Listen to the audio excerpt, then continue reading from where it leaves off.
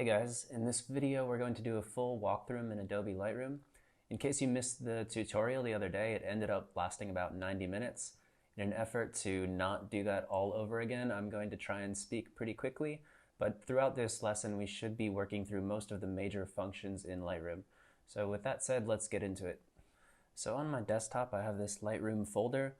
In the link down below, you should be able to download 3 of the main images we'll be using here. I've brought in a few others just to demonstrate some points.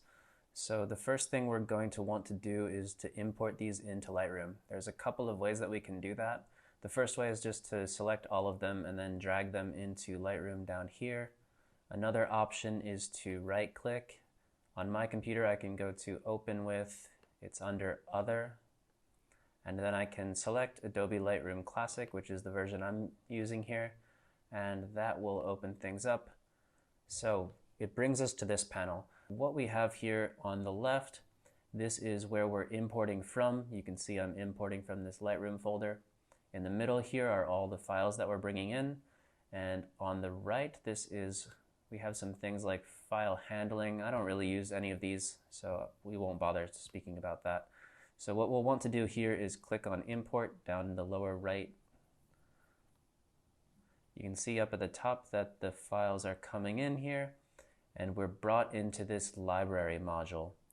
One other way to import is to go to File and we can select Import Photos and Video, and then after that choose the location. So that's not something we want to do. You can select a source here. So if we were to do it this way, we can select the Lightroom folder and then click Import. But we've already got them in here, so let's take a look at what we've got. So here on the left, we've got a few options. Right now I'm selecting Previous Import, which is everything we just imported. We could also go to All Photographs. I've got thousands upon thousands of photographs here, so we won't bother looking through that. But you can see down below we've got our folders. So the folders are everything that I've ever brought into Lightroom, and it also includes a lot of the folders that I have currently on my desktop. The ones on my desktop are highlighted here. You can see that they appear much more vividly, and these ones here with the question mark are things that I've used in the past, but they are no longer found on my desktop. So you can see I've got quite a lot of these. So these are your folders. Down below here we also have something called collections. This isn't something that I use, but for example I tend to name my folders the names of the places that I've been, or the names of the places that the photos were shot. And down in collections, for example, if you want to sort things into maybe portraits or landscapes or something else, you can create collections for each of those things, and each collection will include photos that can be in multiple folders. So that's another additional thing another way that you have of sorting your photos if you want to. Not something I use, but it can be helpful. Again, in the middle we've got all our photos here, and on the right we've got a few things. We've got our histogram. We'll talk about that in just a bit. We have this quick develop module. It's not something I use, but one thing that may be useful for you if you do, especially if you do stock photography and you submit your photos to stock sites, is the keywording. This is a really quick way to enter your keywords and apply them to different photos. Again, it's not something I do, but it may be helpful for some other people. So for the sake of this tutorial, we're mostly going to be looking at the Develop module. So let's click on that. Develop is where we are going to be editing all the photos. And since that's pretty much the purpose of this tutorial, let's spend our time here. So the main 3 photos that we're going to look at are this one, and this one. So Lightroom does a couple of things for us. First of all, it's a great way of organizing your photos. So one of the ways that you can keep organized is by coding and filtering your photos in different ways. So let's say that we want to prioritize these 3 photos. Let's click on the first one. I'll hold down Shift and click on the last one, and I can color code these by right-clicking, going to Set Color Label, and then choosing green or whatever color you choose. So this is one way to just locate your files and know which ones you want to work on. So now that we've got them color-coded green, let's just imagine that there's thousands of photos in this folder. We can click on green there, and that will sort out only the ones that I've coded as green. We can just click on this again and it will go away. Another option is maybe I really like this photo here. I can right click on this. You can also set ratings. Maybe I'll set this with 3 stars. Then if I was to click on this no filter icon over here, I can come down, I can go to every photo that I have rated. And since I've only rated 1 here, it'll only show that 1. I can undo that by going to filters off. I can also select down here 3 stars. Oops, there we go, 2 stars, 3 stars. And now my 3-star photo shows up. If I go to 2 stars and higher, then this is 2 stars and higher. But if I go to 4 stars, it won't show up anymore. So that's just another option we have. Again, to turn that off, I'll just go to this filter thing over here, go to filters off, and we'll come back to all of our photos. So with that said, the main photo we'll be working on is this one right here. So you can see, we'll go into more detail in a bit, but I've shot 3 separate photos of the exact same subject. We've got one that's a bit darker, one that lightens up a bit, and one that lightens up even more. Let's turn this off for now. So we'll be mainly working on this one in the middle. I think this is the best exposure, but one thing that you might notice about this photo is that there's some parts that are really, really bright, and other parts like in these buildings and down here that are really, really dark. So this occurs when you're shooting into a really bright light source, like for example the sun, which is pretty much the brightest light source that we know of. So when you're doing this, in this case we're getting a bit of a silhouette effect when the sun is behind the subject. So sometimes when you do this, and I'm sure you've experienced this in your own photos before, is that you'll get one part of the photo that appears really nicely exposed and another part that appears maybe way too bright or way too dark. So one way to fix that is using HDR, which stands for High Dynamic Range, and this generally occurs when you're shooting into a bright light source.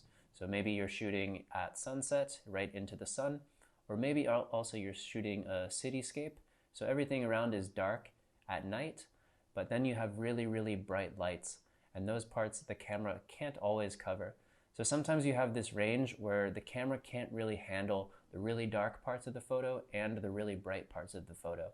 And so in order to capture everything, you'll need to click multiple photos, and doing this in this way is called bracketing. So we've got one darker one. You can see in this case that the sky is correctly exposed, but everything else is way too dark. In this lighter one here, you can see that the buildings are well exposed, but the sky is way too bright. So we actually have a way of combining these photos to get the most out of them. We'll look at that a bit later. I just wanted to give you a bit of a heads up for why I have these 3 separate photos. So one way to see the range of the photo, we talked before about high dynamic range, but here we have the histogram in the top right corner. The histogram will tell us which tones we have in our picture. So on the left side of the histogram is where we have our blacks and our shadows. You can see if I toggle over these two, that blacks down here lights up and shadows will light up as well. You can see it moving around vice versa on the histogram. So blacks are our really dark parts, same with shadows, a little bit brighter I guess. In the middle we've got midtones. After that we've got highlights and whites, which are our bright areas. So this will be like in the sky, and our blacks and shadows will be like in the buildings. So generally, we want to have a lot of our photo information on this histogram. So we spoke about how Lightroom is really good for organizing photos. But another thing that Lightroom is that it's a raw editor. So when you shoot your photos in raw format as opposed to JPEG or something else, basically what that means is it stores the photo as an uncompressed file. If you're able to bring it into an editing software like Lightroom, you'll be able to recover certain parts of the photo that maybe look completely black or maybe look completely white. Once you export out of Lightroom, or if you've shot the photo in JPEG format or something like that, it's going to be really difficult for you to recover the blacks and the whites. So one positive of shooting in RAW and editing in Lightroom is that you'll be able to recover a lot of this data. You can see here on the left we're coming really close to hitting the edge. Let's look at what that looks like if we are hitting the edge. So we can do that by pulling down the blacks. And you can see now this spike is hitting the edge of the histogram. That means that there are parts of this photo that are completely black. Going off what I just said, if we export this as a JPEG and then try to edit it one more time, we're not going to be able to recover any of this information. So that's why editing and getting things right as a raw file is really, really beneficial. So maybe we want to check when we're starting to lose this information. We can come here on the histogram and hover over this little arrow here. You can see that certain parts are blue. Basically, those blue parts are the parts that are completely black. So we generally don't want that. So let's see what we can do. We can start pulling this back, but then we still can't really tell when it's not completely black anymore. So when we're hovering over it, it's blue. Another thing we can do is just click on it and it will remain blue, even when we're not hovering. Then we can just drag this back until there's no more blue spots, which I believe is going to be around 0 anyway. So just around there. So we came really close to clipping the blacks just by having it at 0. Let's just bring that back to 0 again. I did that more for the sake of showing you. So let's now look on the right side. You can see we're almost clipping the whites as well. If we pull up the whites, now that sky, it's taking some time here. There we go. Now that sky is looking way too overexposed, and you can see on the histogram that these values are hitting the right side. If we hover over this arrow on this side, we can see that the red parts are completely white. We can click it so that it remains there, and then pull this down if we want it to be just out of the blown out range. And I think that goes away around plus 14, but we'll just leave that at 0 again. So I'll turn that off by clicking on this arrow up here. So now let's talk about how we're going to make adjustments to this photo. The first thing I generally do is play with the exposure. It's usually a good idea to get the photo a little too dark rather than a little too bright, especially in camera, because it's easier to recover the dark areas of the photo than the overblown white areas in post-processing. So let's just pull down the exposure a quarter of a stop, minus 0.25, and then we'll recover the highlights up here in the sky a bit more. We'll pull down highlights, and you can see that only affects the highlight areas. When we play with exposure, that affects the entire photo, but highlights will only affect the highlights. Let's bring it down to maybe let's just do -50 to get a nice number. It's a little too much maybe, but doesn't matter. We can always make changes later. The next thing we'll want to do is pull up the shadows to get some detail back in the buildings. So you can see, I think around plus 75 is good. So already we've done quite a lot. If we reset this down here and then undo using Command Z or Control Z on Windows, you can see we've already recovered quite a lot of information. We've brought the sky back to something more balanced, and we've brought the city back as well.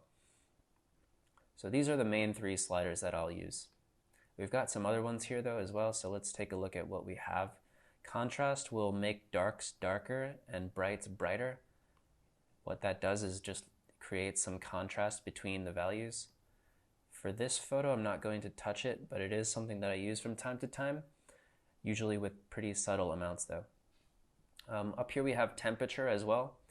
This has to do with the white balance that you shot at in camera. So if we move this to the right, it will get warmer, and to the left it will get cooler. I'll undo that. It's easy to go too far with some of these things, so just try to be subtle. I'm going to leave this the way it was shot. I think it already looks fine. And the tint as well, if we move to the right, it becomes a little bit more pink, and to the left more green. So sometimes you mess these things up in camera, and this is a way to just balance that out a little bit. For this tutorial, I'm just going to leave them as they are though. Let's come down.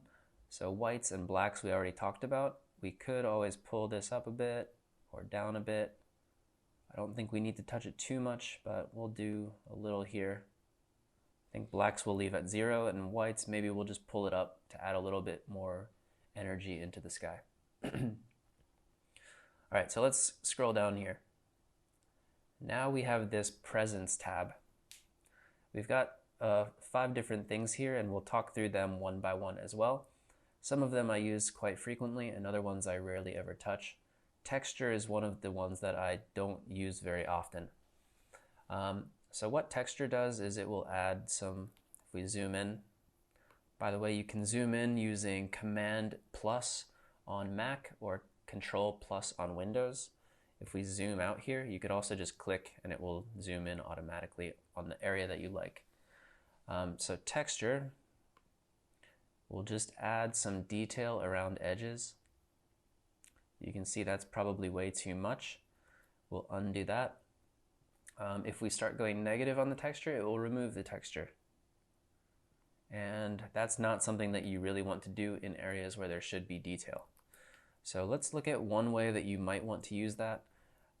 Again, I rarely ever use this slider, but let's look at one of our options. So down here I have this photo of a girl. I'm going to zoom out. Right now, it might be a good time for a little bit of review as well. So let's balance things out again. You can see our histogram is super dark, and if we hover here, we are losing some blacks. But we'll show you the power of editing a raw file in Lightroom. So let's pull up this exposure. Before we do that, just want to highlight here that I shot it like this for a reason, this dark, because this highlight on her face is nicely exposed, as are the highlights on her sleeves. So again, it's much easier to recover dark areas, so I wanted to make sure that highlight was intact and not too bright, and I knew that I'd be able to recover the dark areas later on. But for now, let's pull up the exposure, maybe almost a full stop to plus 0.85. Then we can pull down the highlights again just to bring down these areas that I already pushed up. Something there is pretty nice. Then we'll just pump up the shadows and get a lot of information back. If I hover over this, you can see there's a tiny bit of blacks down here and in here, but I don't really care too much about that. It's not really where I'm paying attention to in this photo. So now her face is much more visible. We could always bring it up a bit more with blacks, but yeah, why not? We'll do that. So let's zoom in on her face now. Remember, we're talking about the texture slider. So we'll come down. You can see there's a bit of detail in the face. Texture can sometimes be used nicely on skin to soften some of the details. So you can see what that did there. If I undo and redo, it's softening the skin a little bit. This is meant to be a smart slider, and it will avoid areas with lots of detail, so areas like the eyes and the mouth. But you can see if I undo, it is kind of taking some detail away. I'm looking here at the eye. So I tend to do skin retouching in Photoshop. I think the tools there are much better and much more precise, but this is one example of how you can use the texture slider. I would probably not go this far. Maybe pull it back to like -10 as opposed to -30 or 40. I think that's a bit better. But again, the effect on the face is probably not enough. So that's one way you can use this, but I tend not to use this slider. We'll come back into the main file and let's see what else we have. Clarity will pop out some details, but it only pops out details that are in the midtones. So not in the shadows, not in the highlights, only the tones that are right here in the middle. So that's something that I use, but again, you don't want to go too far or else it will look crazy like that. It's a good time to mention that one of the mistakes that I see a lot of beginners making on a regular basis is just going way too far with the sliders. The main ones here are clarity, maybe dehaze, maybe saturation. If we start pumping these things up, they just look crazy and comical. So I would say, as a word of advice, when you're just starting out with this, try to be a bit more subtle in the beginning and don't go too crazy with any of these. So the next thing that we have here is dehaze.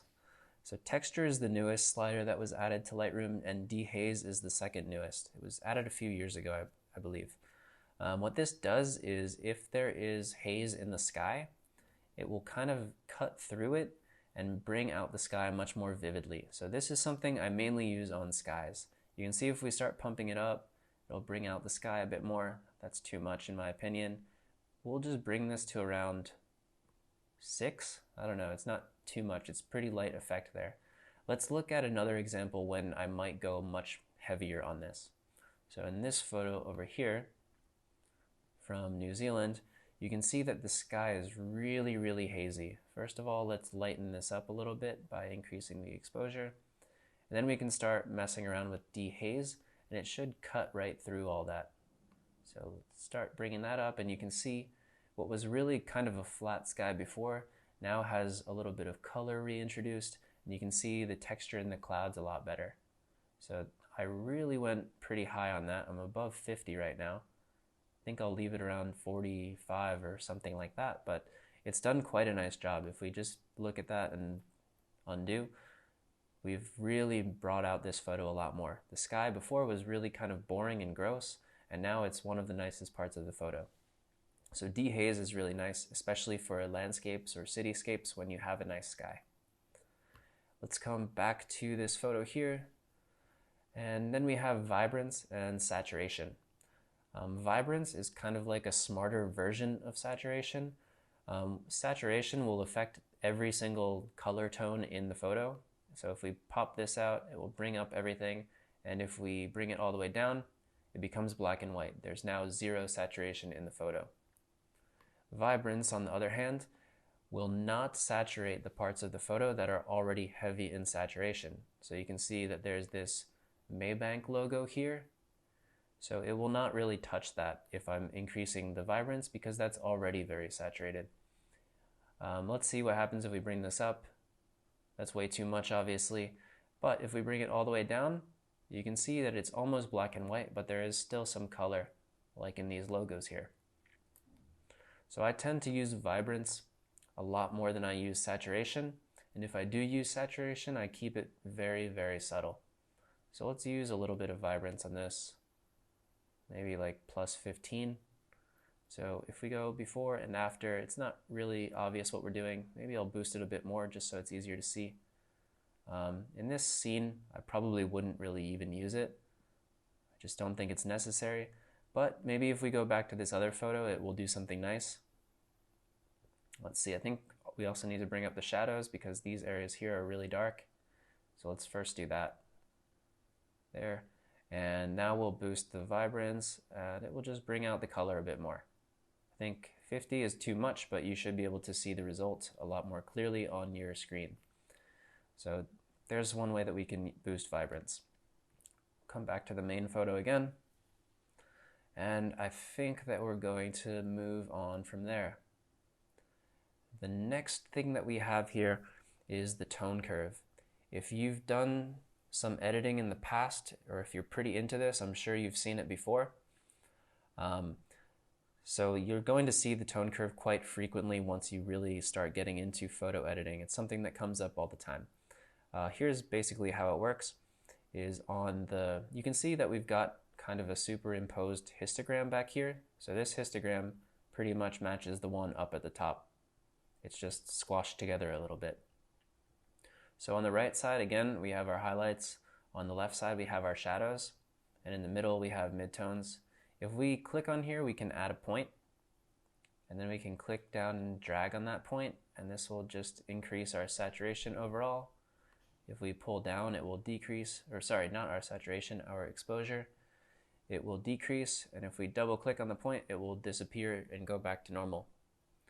So without getting too much into this, because we could probably spend a few hours alone just talking about tone curve, what you'll mostly see is people making a point here and a point here. They'll make a subtle S curve, so that means that we'll increase the shadows a little bit and pull down the highlights, and this will just add contrast. In Lightroom, there's a lot of ways to do really similar things. You'll probably start to notice that in the next few minutes here if you haven't already. So this tone curve is basically doing similar things that we did up above. It does things that contrast can do. It does things that exposure and adjusting highlights and shadows can do. There's just lots of different ways to do things. In this case, I think that we already got our exposure pretty much where we want it. So let's just leave it at that. But before we move on to something else, let's look at what we have here. So here in channel it says RGB. Basically that stands for red, green, blue. And red, green, and blue are the three colors that can combine to make white light. You might think like if you're painting and you combine those colors that they don't make white, but it works differently with light. So let's click here. We can switch to each individual channel as well. So if we go to red, we can play with this as we want. Maybe we want a little bit of red in the sky. We can put that up here in the highlights. But now it's affecting a little bit too much in the shadows, so we'll pull it down in the shadows, and it's kind of just applying it in the sky. So that's something interesting we can do. We can also mix colors.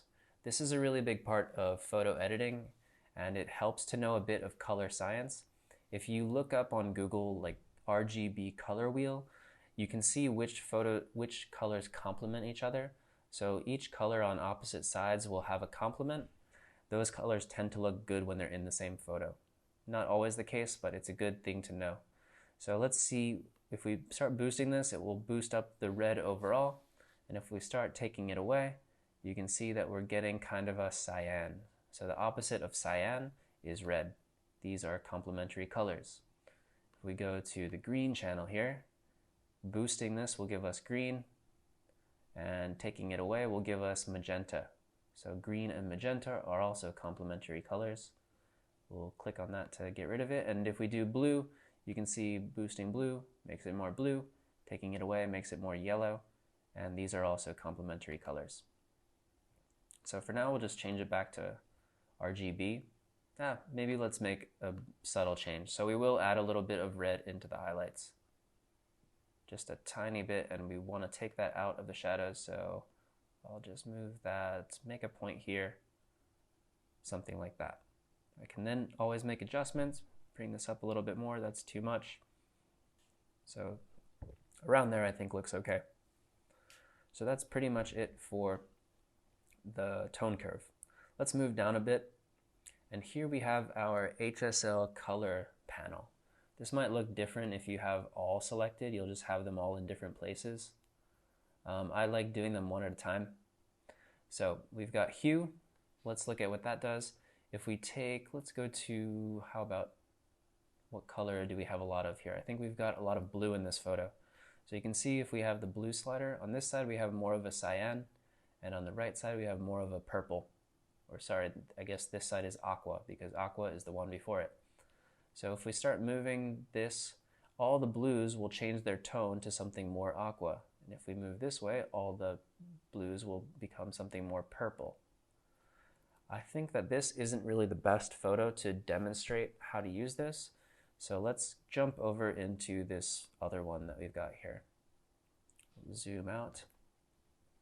So this photo I think is a good opportunity to demonstrate a few other concepts, especially the Hsl. So obviously we've got a lot of green, and we've also got a lot of yellow in this photo. I tend to think that green can be somewhat distracting, and I usually change the hue of my greens to something more yellow. So if we take this green slider here and we start bringing it this way, you can see it becomes kind of this muted yellow. And I like that a lot better. It's personal choice, I guess, but that's what I usually go for. We can also start changing the yellows to something more orange, and I think that adds a little bit of contrast between the colors there. So I'll bring this down maybe around there. So I kind of like this, might tweak the green a little bit as well. So now let's jump over into saturation. Before we do that, we've got some orange here in the waterfall. So let's see what we can do there. We can make it more yellow, or we can make it a little bit more red. I think that looks kind of cool.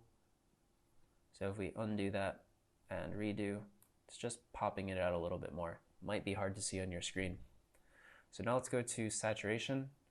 So this will affect the saturation for each of these individual colors. If we start boosting the orange, that's a little too far I think, but I think that a bit of this effect looks nice. You can also bring out the greens. I think that really makes this a lot more vibrant. Something like 50 or 40. And let's see what happens with the yellows. I think a little bit of that is good as well. One thing that we can also do is desaturate. So sometimes desaturating makes the photo a bit more moody. I think something like that could be interesting, but I prefer the saturated look in this case. It's important to note that also sometimes adding things to the photo is not always the best thing. You can improve photos by taking away things that aren't important. So in this picture, there's really not too much purple or magenta. I tend to not use these colors too much anyway, with exceptions. But I'm just going to drag these down just to be sure that they're not really in the scene. So sometimes we can make improvements by taking things away. I don't think that this photo really demonstrates that so much, but sometimes you can eliminate parts of the photo that are really not adding anything to it. We'll show you an example of that in a little bit. Okay, so we've got this looking decent in my opinion. We can also go over to Luminance and play with the greens and yellows. This will just increase the brightness of each of those tones. Let's see here, something like that is okay. You can make them lighter or darker. So I think that's looking okay. Let's do a couple other touch-ups to this. I might come up here, bring out the clarity. So again, this pops out details in the midtones, and I think we've got a lot of midtones in the waterfall itself. Oops. So let's boost that a little bit. That brings out some of the water, and I like that. Okay, maybe a tiny bit of dehaze. Yeah, around there is fine. I'm gonna bring this down a little bit too. So we've got a decent result here. There's obviously more things that we could do, but right now I want to introduce some of these tools here at the top. So the first one is very, very easy to use. It's the crop tool. To show you that, we'll come back over into our main photo. So I can hit the crop tool and we'll get this grid. I can obviously make it smaller and bigger and all these different things. I can also choose the ratio that I want. So for example, on Instagram, you tend to use 4:5. Right now we've actually got 5:4, but if we click here and just drag it in, it will change to 4:5. We can move it around where we want it and hit enter to select or to accept that crop. I don't really want to crop this, so we won't bother with that. The next tool that we have is the spot healing tool, spot removal tool. The shortcut for this is Q on the keyboard. So one thing, if you're using your camera a lot, your sensor is eventually going to get little dust specks on it, and the same thing goes for your lens.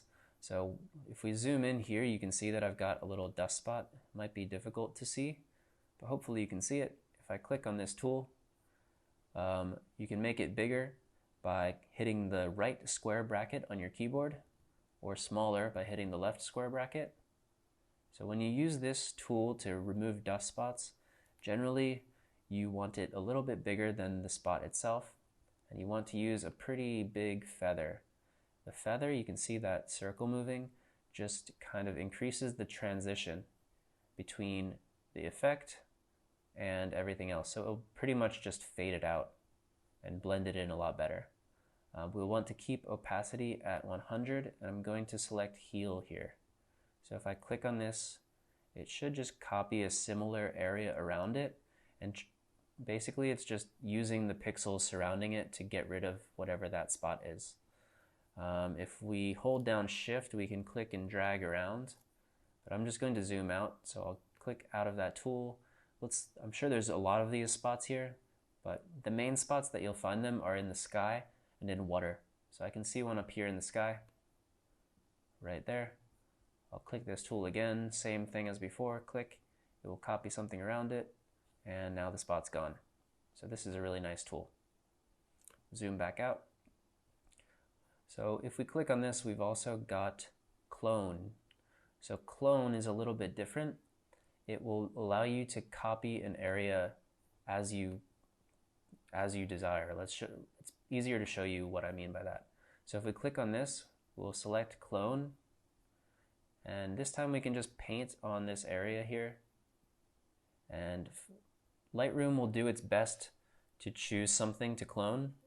So you have a source where it's being cloned from. You can see that it's choosing this area up here for some stupid reason. That doesn't look anything like this area, and obviously now we just have this dumb blob in the corner. I don't really like that, and neither should anyone. So let's click on this again. We can select this effect by just clicking on it. Now it's selected. And then this is the area it's copying from. We'll just drag this into something more similar.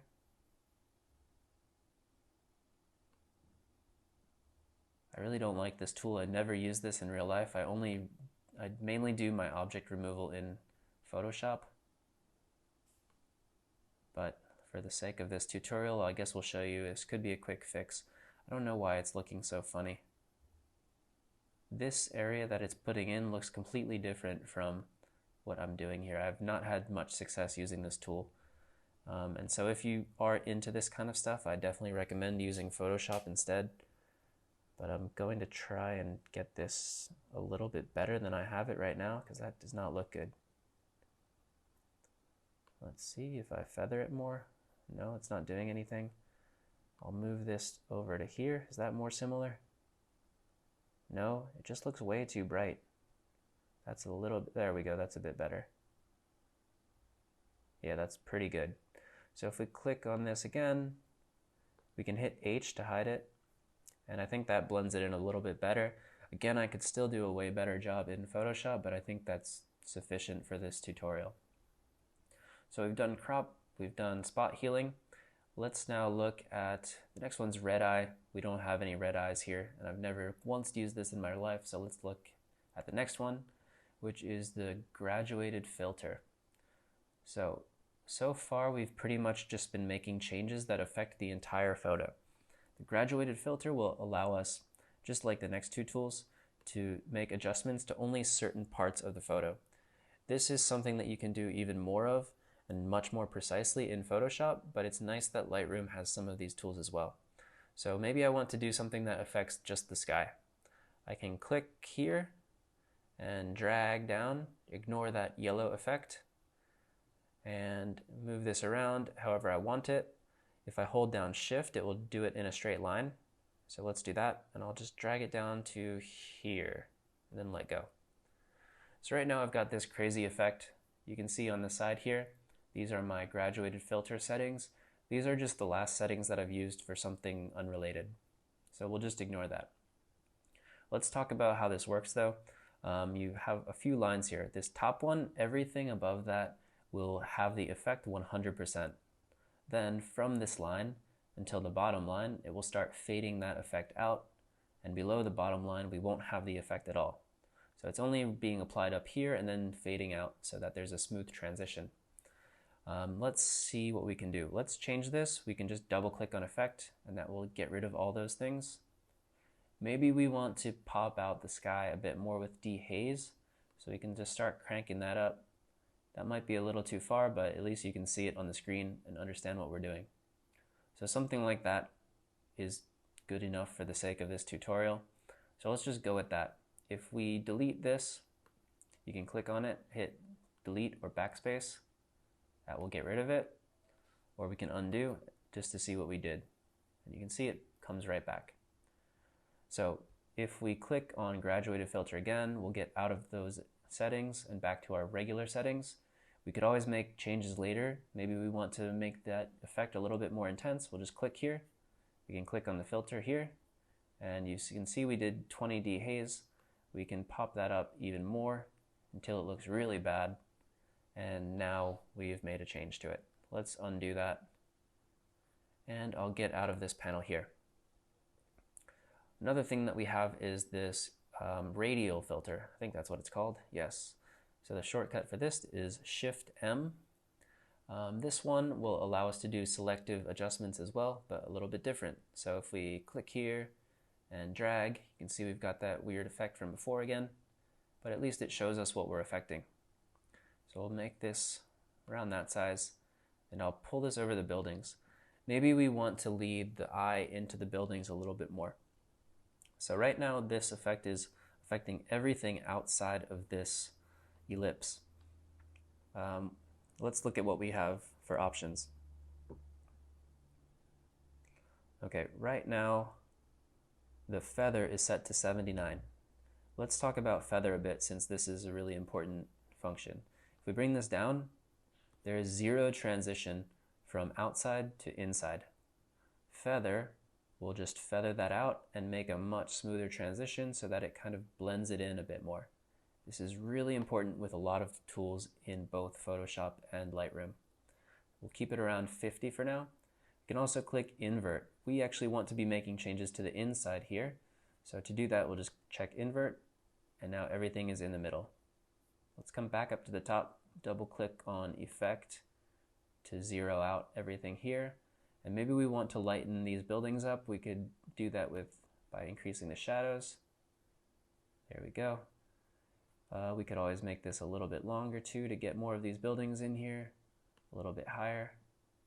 Maybe we want to include the reflection also. So we can move everything around pretty nicely. It's not too hard to do. So this is a nice tool that I use occasionally.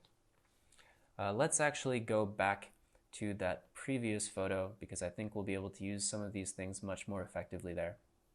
So we'll come back over here. All right, we'll zoom out. And maybe I want to just pop out this waterfall a little bit more. Add some extra exposure, but just in this one area. So I can choose this effect, the Radial Filter. I can click and make it bigger. What is that? All right, so I'll make it about the same size as the waterfall. Then I'll drag it to where I want it. Right now, again, everything outside is being affected. I want everything inside, so I'll hit Invert. Got this weird red thing, and obviously we don't want that, so we'll double click Effect. And all I really want to do is maybe boost the exposure a bit. And then that will just give a subtle call to attention to the viewer's eye. It might lead your eye into the photo a bit more. Let's look at clarity. If we pull this down, it will soften some of the details and it kind of gives it a bit of a dreamy look to the water sometimes. So if we undo, redo, maybe I like that, maybe I don't, can't decide yet, but let's go with that for now. So I think that looks pretty good overall. So we'll click out of this. Another way that we can lead the eye into photos is by using this graduated filter. We already looked at this, but in a slightly different way. So I like in this photo how these bushes and grass down here kind of leads the viewer's eye into the waterfall, but we can help that and boost it a little bit more.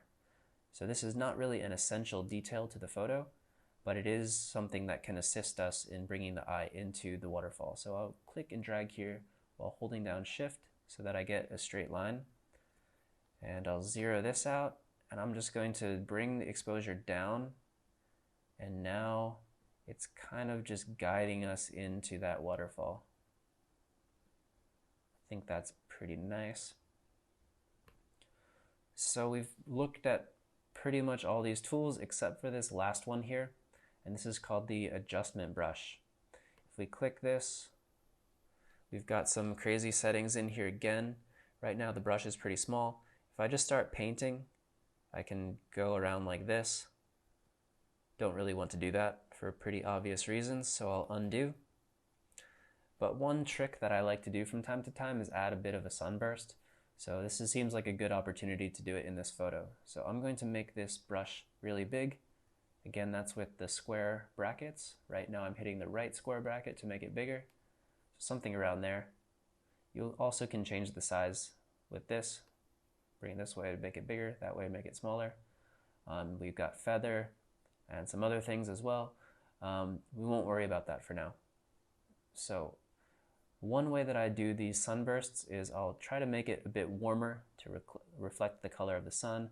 I'll bring up the exposure by one stop, pull down the contrast all the way, and then I usually boost the shadows to around 50 and maybe the blacks to around 30 or something. Can also change the color here. I think this color here is pretty nice and subtle. Can always change it later though. So with those settings, that would just be something you need to remember if you ever want to copy this. I'll just click up here to where the sun is. You can see that the sun is kind of hitting these trees over here, so you want to put this in a place that looks natural. So I think I'll make it even bigger. I'll undo that, put it right here. Now it just kind of looks like the sun is shining in. Gives it kind of a dreamy look. I think that's too extreme. So I can now make adjustments to it. Bring that down a bit. Can always pull up the exposure even more. Maybe I'll bring this around to pull it up. Let's see, maybe I don't want any color. I can bring the saturation to nothing. Maybe I want a really yellow color. I think I kind of like that, but it's way too much. I don't know, maybe I'll just keep it at near 0. Anyway, you see that we've already made some pretty extreme changes to this photo. We can always click again and make another one, but now it's too much in my opinion. It already might be too much, but it does look kind of interesting. So I'll click on that to get rid of it. And if we reset this photo, another way you can do that is just by hitting the backslash key to see the before and after. I've come pretty far with this. In real life, that would have only taken me a few minutes to do. Right now we're explaining everything in a bit more detail, but it's a pretty major change to the photo. So let's go from there to something else. We mentioned a couple things before. We don't want to do too much vibrance. In this photo, we increased the vibrance, but let's see what decreasing the vibrance can do. So here we've got vibrance. Go to this picture of the girl. So in the background, we've got a lot of color, but it's not really helping us. We kind of want to pop the subject from that color. And also sometimes these pictures which look a bit, they have more to do with culture, or sometimes in fashion photography as well. Reducing the vibrance really makes something look more artful. So right now we've brought it down by a bit, about 35, and maybe not so much, but I really like this. If we do the before and after, you can see this. In my opinion, that's nothing special. It's, I don't know, kind of boring and a little just too saturated. If we redo, I think this just looks a lot more interesting, maybe a bit more moody, and just kind of like gives it an old-time film feel. So I think that sometimes it's important to reduce things and not always be increasing everything. Let's come back into the main photo and we'll move on. So we just talked about the HSL in color using the waterfall photo. So now we've got split toning. This isn't something that I use too frequently, but we can still see how it works. So we've got hue for the highlights here, and we've got hue for the shadows here. Let's hold down the Option key on Mac, or this would be the Alt key on Windows. If we hold it down and move the hue, we start seeing all these different colors of the rainbow. This is just showing us what color we want to add to the highlights. Click it again. Maybe we want to make the highlights a bit purple or pink, magenta. So we'll go to a shade of magenta that we like. That's really intense, but right now it's not actually doing anything. If we start pulling up the saturation, now it is. So I don't want to go too heavy with this, but maybe we'll just do 6. You can see if we turn that back to 0, then do it again. It's just adding a subtle pink feel to the photo. The same thing we can do for shadows. So maybe we added pink here. Maybe we want to make the shadows a bit more blue. So again, we'll hold down Alt or Option, start moving this until we find the shade of blue that we want. Maybe that. It's more of a cyan. Then we'll just boost the saturation. Again, don't want to go too far, but we'll just keep it. Show you what it looks like. It's only affecting the shadows really. And then we'll pull it down. I don't know. I don't really like this, but we'll keep it at 5 for the sake of this. We also have this balance slider. If we move it to the left, this will affect more of the shadows, and if we move it to the right, it will affect more of the highlights. But for this, we'll just keep it at 0. So moving on even more, we've got detail, and the main thing we have here is sharpening. And sharpening will just kind of add extra pixels around the places where it detects detail. So if we zoom in, whoa, not there. Let's move into the building here where there should be sharpening. By default, it adds 40. If we start pumping this up to 150. Now it's super grainy and way too intense. So I tend to leave this around 40 most of the time. Sometimes you might want to use a little more or a little less. But one thing to note with sharpening is that generally you don't want to sharpen the sky or water. Things with detail should be sharpened, but things that are texture or something like that should not be sharpened.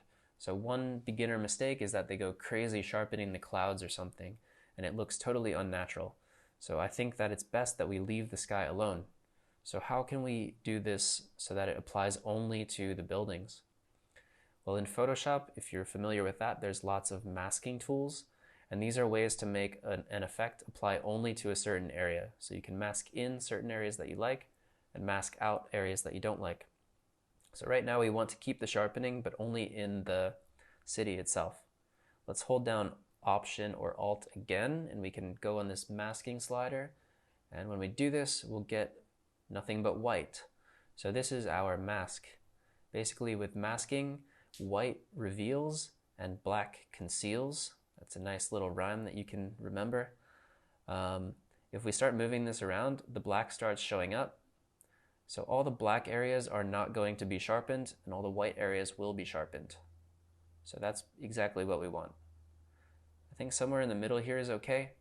Again, there's a little bit of sharpening being applied to the clouds, the edges of the clouds, but I don't think it's too much of a problem. You can always go really heavy, and you can see now it's just doing the outside edges of the buildings. But I think somewhere around 70 or 60 or something like that is okay. So we'll leave that. So now we're sharpening, but we're not really sharpening the sky. Noise reduction is kind of like the opposite of sharpening. This will remove some of the noise or grain from the photo. So if you have a photo that you shot at a very high ISO, you'll usually get a really grainy result. Noise reduction is the opposite of sharpening in that you don't want to apply this onto detail. If we zoom in here and we start going crazy with the noise reduction, it's hard to see maybe, but if we undo this and bring it back to 0, you can see that we've really kind of muddied up the details in the buildings. Let's bring it back. It's going a little slow right now. So from there to there.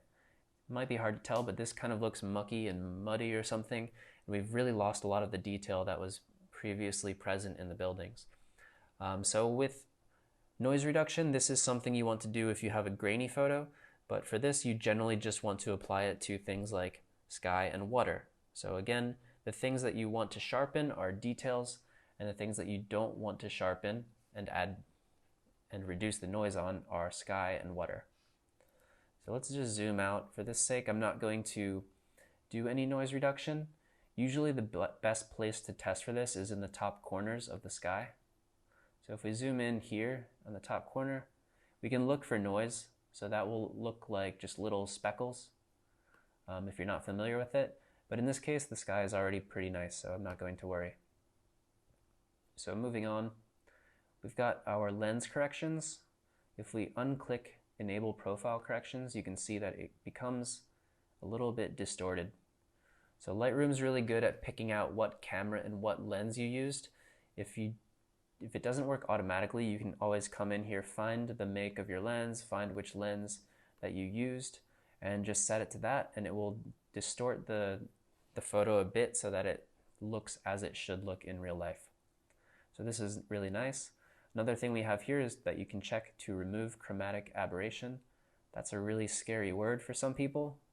But basically what chromatic aberration is that it's another lens distortion, and sometimes you get this purple fringe around the outside edges of something. In this case we don't have it, so I can't really show you, but maybe you've seen it in the past. But to get rid of it, obviously it's very simple. All you need to do is just check that box.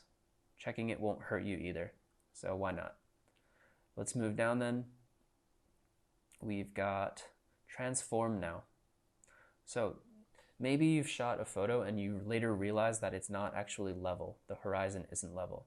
This is a sign of a very amateur photo if you can't even get your horizon straight. So there's some ways here that we can level it automatically. We can hit level. In this photo, it's really hard to detect where the horizon actually is, so I'll turn that off.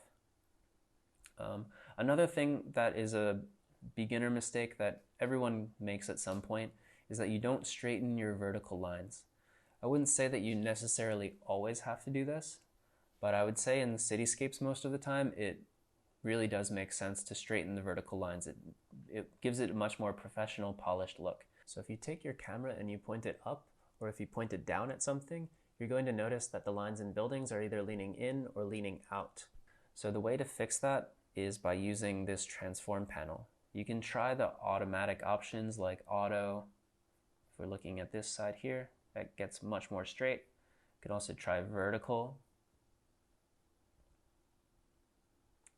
I think that was pretty much the same thing. If we start transforming this by ourselves, there's different ways to go about it, but the most effective way to do that, let's just turn this back off. Again, you can see that this building is really leaning in here. So the best way to do this is to choose 2 lines on each side, 2 vertical lines, and choose this guided option. So we're going to manually draw the guides. You can see that this little box pops up where we can zoom in really closely. So what I want to do here is find the top of this line. You need to find 2 lines that are meant to be completely straight. Oops, my computer is quite slow right now. And it's just kind of jumping around. But anyway, I'm going to click right, oops, can't get it right. I'll click right here just inside that edge, and I'll click and drag down to the bottom and leave it just inside this edge. So that's our first guide there. We need to do one more guide on the opposite side. This building here, I can't tell if it's completely straight. It looks like it might jut out a little bit in some places. Could be wrong, but I'm actually going to use this one. So I'll come up to the top here, try to get, again, right around that line. I'll click. I'm pretty much right on it this time. I'll click and drag, and now I want to be pretty much right on this edge. Right now I'm too far inside. That's about right. I'll release, and you can see that it will automatically pop that up, and everything in between should be straight as well. So if we undo that and then redo it, we've now successfully straightened our vertical lines. So that's a really good thing to know. Let's come down a little bit more. We're almost done here. We've got vignetting. If you bring this to the right, it will add, it just kind of leads the eye into the middle. If you bring it right, you'll get a white vignette, which is really kind of ugly. I've never used this before in my life. Don't know when you would. And to the left, which is much more common, you can get a black vignette. So it will just kind of pull the viewer's eye into the photo. It's easy to go way too heavy on this. I would stick to below 20, negative 20 most of the time. For the sake of this, we'll just leave it at negative 14. You can also add grain. So grain we talked about before. If we go to 100, you can see now in the sky there's lots of grain. This happens naturally when you shoot at a high ISO. Sometimes it's nice to add a little bit of grain because it gives it more of a film look, but I would keep that to something really small, like less than 5. We'll undo. I'm not going to add grain to this. And finally, we've got calibration, which we're not going to talk about in this video. It's not something that I use anyway, but you could always look into that later if you want to. So we've gone through pretty much all the functions, all the main functions in Lightroom, but still there's a few other things that I think are worth mentioning. So we've talked a little bit about masks, and when we were doing sharpening, we applied a mask. We used the mask slider basically to mask out the sky and mask in the buildings themselves. So let's look at another way that we can do masking, and it's called using range masks. Before we made this gradient, if we click on the graduated filter and then select the gradient that we used before, you probably remember that we added a little bit of dehaze to the sky. But the problem is that when we click here and drag down, we're also getting these buildings, and we don't really want to add dehaze to the buildings, we just want to do it to the sky. So one way we can fix that is to come down here in our graduated filter panel, and we can click on range mask. So we have different kinds. We have color, luminance, and depth. I will mostly be using luminance, so that's what we're going to use here. So right now, luminance is the right tool to use because we have a big contrast between the brightness or the luminance in the sky and also in the buildings. The sky is very bright, the buildings are much darker. So let's select the luminance mask. And if we start pulling this range, nothing right now is happening. Let's hold down Alt or Option again. So now we've got white above, that's where the effect is visible, where the gradient is visible, and black down below, where it's not showing up at all. But if we start pulling this up, you can see that it's making the buildings black, and that will mean that those buildings are not going to be affected so much by the gradient. It's hard to get it perfect here, because now it's starting to darken the sky as well, but it's much better than before. Again, in Photoshop, you're going to get much more precise results. It also takes a lot more skill and time and energy, but this is a pretty good result with minimal work. So I think we'll go somewhere around 70 and release. And so now if we were to delete this effect and just bring it back, you can see it's only being applied in the sky and it's not affecting the buildings. So that's a really, really nice tool. So that's pretty much it for the main functions. Let's just look at two other things. In the beginning, we mentioned HDR, which again means high dynamic range. Again, this occurs when the difference between the light parts of the photo and the black parts of the photo is really, really big. So in this case, we're shooting into the sun. So there's some parts that are going to be really bright, other parts that are really dark. Maybe you've noticed in the past that your phone also can take HDR photos. What it does is that it automatically takes multiple photos and stitches them together to combine them for the best result. You can do this manually by shooting brackets as well. So what that means is that you'll shoot one exposure that's darker, maybe one that's neutral, and one that's lighter. Then you can combine these later on in Lightroom or in some other software to create something that covers the entire dynamic range.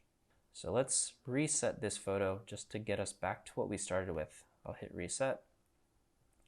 And so now we've got the dark exposure, the neutral exposure, and the bright exposure. Just to recap, in the bright exposure, the buildings are well exposed. They look really nice. In the dark exposure, the sky is well exposed, but the buildings are way too dark. So we can fix that by using HDR within Lightroom. So we'll click on this first one, hold down Shift and click on the last one to select all. Then if we right click, we can go to Photo Merge and HDR.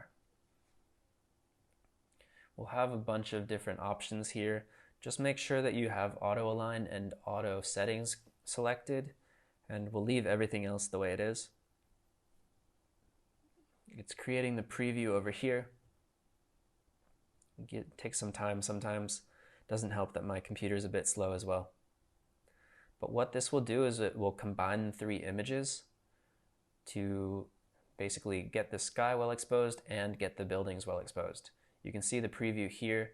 Once we are happy with that, we can hit merge, and it's creating the HDR up in the top corner. Hopefully this doesn't take too long, but when it's finished, the final product should appear right after this last merged image.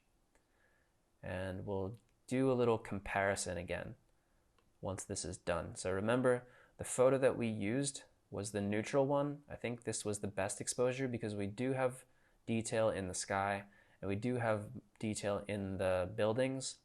Remember that when we looked on the histogram, we weren't actually clipping either side. So we know that based on that, we can recover the information enough to get a nice balanced result, but this will give us an even better starting point. There we go. It's all finished. So down here we've got the HDR. And so if we compare this HDR photo with the middle photo that we already edited, you can see that the sky is much more present in this one. Actually, they're pretty similar. But from the HDR, there's a lot more detail in the buildings. So that's definitely a big benefit. So if we were going to do this all over again, I would have started with the HDR image and just done all of our adjustments based on that. But I think we were able to come up with a decent result using the original as well. So that's how you combine HDR images. We can also make panoramas. So you have your traditional horizontal panoramas.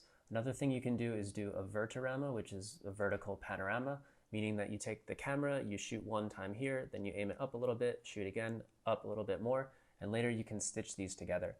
So with panoramas, they tend to work best if the entire subject that you're shooting is on the same plane. So for example, maybe there's a mountain at some distance, and if you shoot all the way across that mountain, everything that you're shooting is about the same distance away. Sometimes you have an issue when you're shooting something that's much closer. So we'll see in this example in a little bit. But in this case, we have a fountain. The fountain is very close to the camera, and then we have some buildings behind that are much farther away. If we take the camera and start moving it upwards like this, you'll start to see that the fountain is moving at a different speed relative to the buildings behind. One way of thinking about this is maybe you've been in the car and you're watching some posts go by or something. It will appear that those posts are moving by really quickly, whereas something much further away in the distance, like a mountain, might appear to be moving much more slowly. So this is called parallax, and it's an issue that can arise in shooting panoramas as well. So what we've got here is that sometimes this creates really bad effects when you try to combine panoramas in this way. If you look at this photo, we have the base, and then we shot up a little bit, and then we shot up a little bit more. So we'll select these three photos, right click. Again, we'll go to photo merge, but this time we'll select panorama. We'll wait for that preview. And this is most likely going to look kind of funky because we're shooting because of that parallax thing that I mentioned. So here you can see we're missing a lot of data on the side. One way we could have fixed this is to shoot 2 or more photos at the base and then come back to the middle and shoot a few more going up. So what I would most likely do for this photo is just select it the way it is and then crop out these sides, which look kind of crazy. We also have different options. Right now it's choosing to do this in what it calls perspective. There's also 2 other options which work sometimes, but I have a feeling that for this it's going to just look insane. Yep, so let's not use that one, and we're probably not going to use this one either. Nope, let's come back down to perspective. Another option you have here is called boundary warp. This will attempt to fill in the edges here. So we can start going in with this. It's not too bad actually. Some people might prefer this, but you can tell that now our vertical lines are not straight. So I'd actually just leave this at 0 and hit merge and then just crop it myself. I'm not going to hit merge because it will take forever. It takes a lot longer than doing the HDR photos. So I'll just cancel and you can see a preview of what the final result would be. So that's pretty much it. One last thing though, maybe we want to do something with this photo, is finally we're going to export. So we want to get this out of Photoshop and maybe onto our desktop as a JPEG, or maybe into Photoshop to do some further edits. So when we have the photo selected, we'll just come up to File, Export. You can choose a temporary folder that you want to put it in. Well, for me it's temporary, I called it temp, but you can put the name of a subfolder here. That's where you will export the file name to. Here you can rename it. This is not a fisherman, I'll just call this Burmese Girl, or something like that. Right now you can see it says burmesegirl.psd. That's a Photoshop file. So down here we have the file settings. If we change this to JPEG, it will change it to JPEG here. So this is how we want to export. If you're doing this in Photoshop, I would use ProPhoto RGB. And if you're exporting as JPEG, I would use sRGB. We won't worry about that, but it's basically the color profile. You can resize the photo here. I won't do that. I would keep the resolution at 300 pixels per inch. And here you can choose what you want to do afterwards. So maybe if I do want to open it in Photoshop, I'll click this. If I choose do nothing, then we'll just export it and nothing will happen. But if I choose this, it will export it and then it will open Photoshop as well. So then once you're happy with everything, you'll just hit export. Again, I'm not going to do that. because I'm pretty satisfied with where things are. So that's about it. I think this whole thing took about 1 hour, which is probably a little bit longer than I was expecting. But by this point, you should have a pretty good idea of how to use Lightroom. If some things are a little bit unclear to you, I would just recommend watching this video one more time. Another good option is to download the files down below, and you can follow along step by step. I think the best way to learn a program like this is by actually doing things. So by following along, you should have a much better idea of how each one of these sliders works and what it can be used for. If you still want a little bit extra practice with Lightroom, or if you're interested in learning Photoshop, I have a course that I'll link down below as well. It's about 8 hours of video overall, and we cover 7 different video lessons in that course. The first lesson starts out quite simple, and it will build in complexity from there. By the time that you finish the last one, you should be quite an expert in photo editing. So if you're interested in that, I'll put it down below and you can check that out. So that's it for me. I'll see you next time.